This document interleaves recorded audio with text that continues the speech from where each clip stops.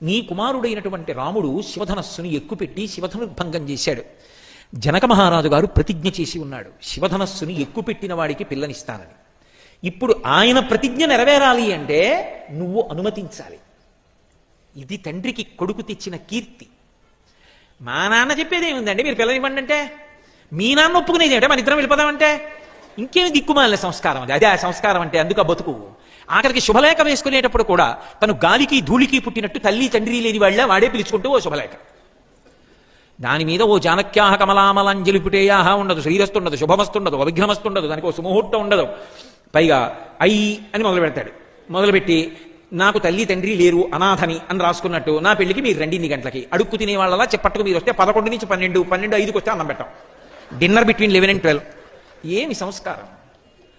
రామాయణం చదివితే సంస్కారం అంటే ఏమిటో అర్థం అవుతుంది. అంత మర్యాదగా మాట్లాడారు జనక మహారాజు గారి యొక్క మంత్రులు.